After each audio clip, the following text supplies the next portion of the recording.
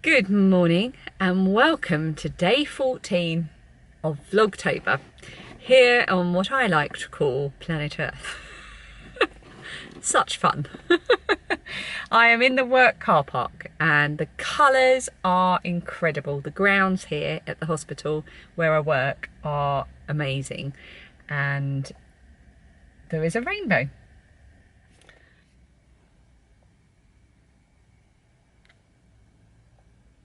Did you see it? Did you see the rainbow? Also at the same time, my boss parked up and walked past, so I have no idea whether he could see me talking to myself on my camera. That's going to take some explaining. Where was I? Yes, day 14, Vlogtober. I'm at work. It's looking very autumnal and beautiful. I've got lots to do today. I have got my spooky skulls mask that I made yesterday, so I'm looking forward to showing that off today. I'm glad everyone enjoyed my song choice, my earworm from yesterday, Dear Theodosia. The girls love that song too. It's not their favourite one from Hamilton, but it's my favourite one. But Phoebe thinks it's hilarious because Lin-Manuel Miranda's part, he says, look at my son, and she does a really good impression of him being really earnest about his son. Today's song of the day. I had decided on the song of the day before I left and I've changed my mind, so I'm going to do two songs of the day. I mean, somebody stopped me. It's my vlog and there's going to be two songs of the day. So the original song that I chose this morning before I left for work, and we all agreed it at home, is Jackie Wilson, Higher and Higher, because Ghostbusters 2 basically. No, we all love the song. It's a really nice feel-good song, and Ghostbusters 2. This rainbow is amazing. I'm going to have to get out the car and try and get a picture of it. So I'm going to finish talking before it goes. Get my coat on to go and get in. Pick up my crochet bag. The second song is inspired by a podcast I was listening to this morning. I was listening to The Happy Place, and they were interviewing Skin from the band Skunk and Anansie. Now, I loved Skunk and Anansie back in the 90s. So the second song of the day is, of course, their most famous song probably, Weak. It's a really good one. You've got to put it on. If you're driving anywhere today, stick that on, put it on loud. Listen to it at least 3 times so you can really yell, weak as I am. It sounds just like that. I'm going to take my mask, crochet bag, and I'm going to go into work, and I'll see you later.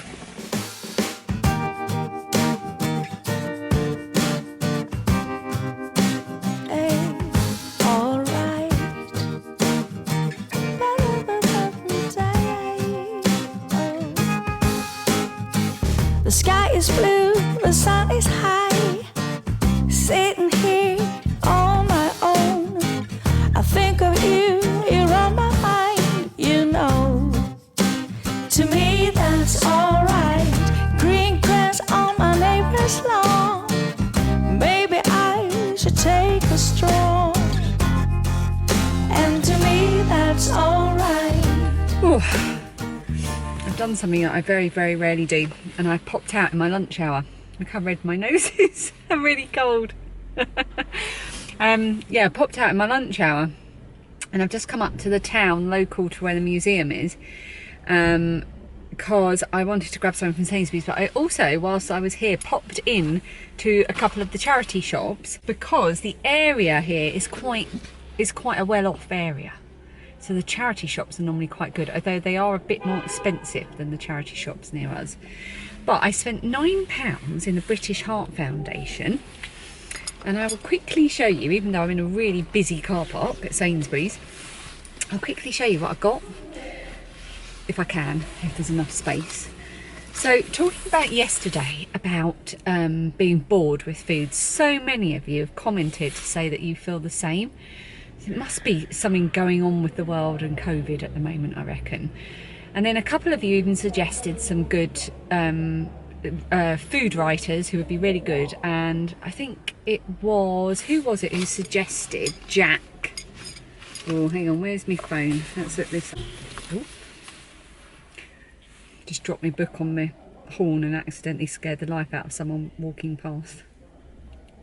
Let's have a look. Sarah suggested a couple of people, including Jack Monroe. Now I've checked my local library and they've got a couple of her books, so I'm going to go and get those from the library.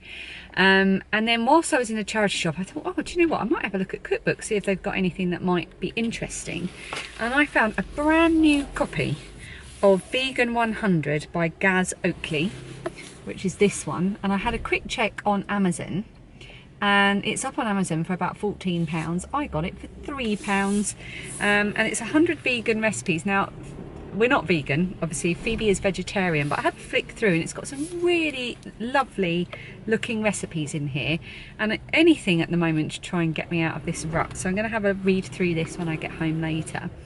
And if I decide not to keep it, I've got a vegan friend, Cherie. I am looking at you. Cherie has the Ollie and Bella podcast, so you can have this after me if you're interested.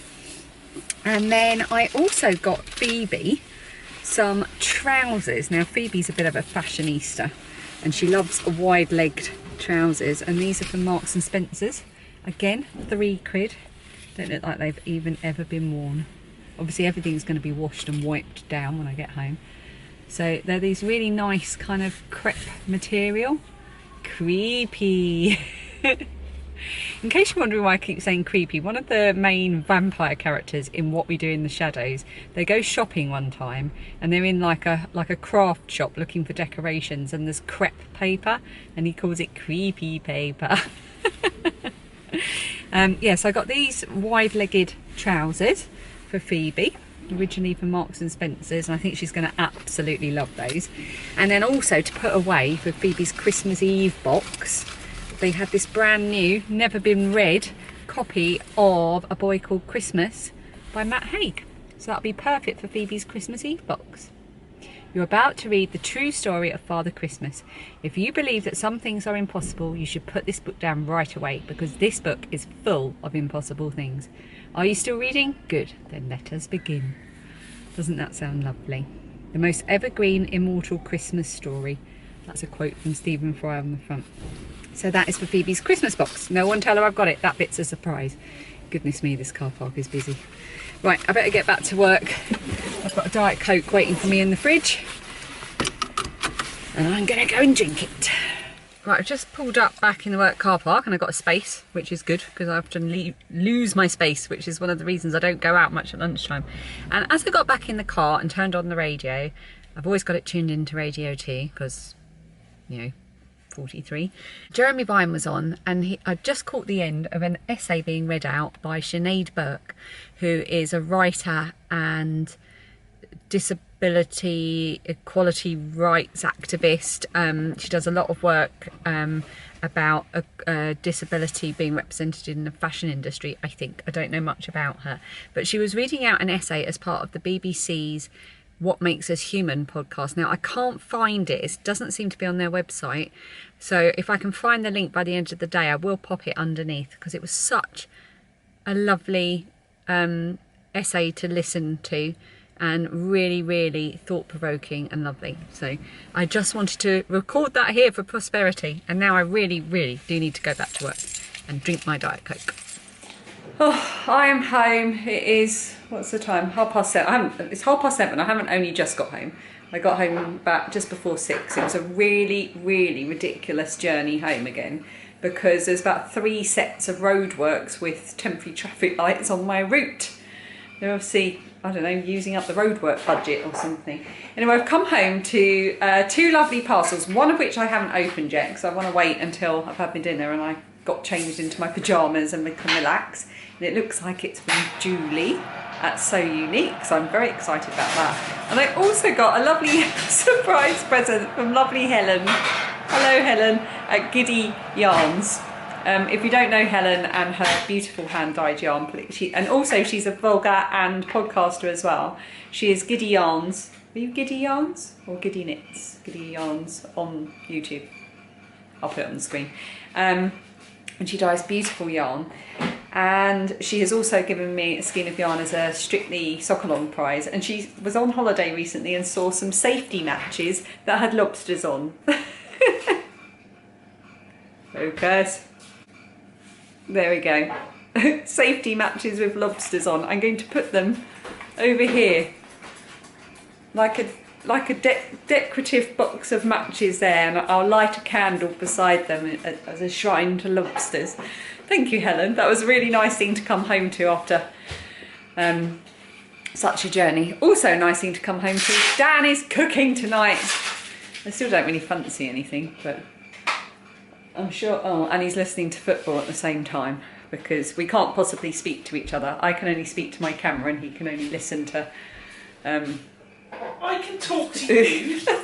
I'm trying to find a background where there's not mess. This will do. There we go, there's no mess there.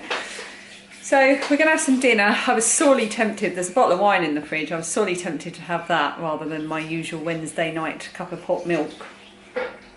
Jury's still out, but I'm probably going to go for the hot milk and a posh biscuit. And open my present. So it's going to be a shorter one today. You'll sigh with relief. And I will see you tomorrow for Thursday. And day 15 already. We're halfway through. What exciting thing will be collecting after swimming this week? Yes. Well, if you've been watching for the last 2 Thursdays, the first Thursday in October we had to get toilet roll. Last Thursday we had to get a toilet seat. Tomorrow, who knows? Who knows what it could be? To me, that's alright. Green grass on my neighbor's lawn. Maybe I should take a stroll. And to me, that's alright. You know, to me, that's alright.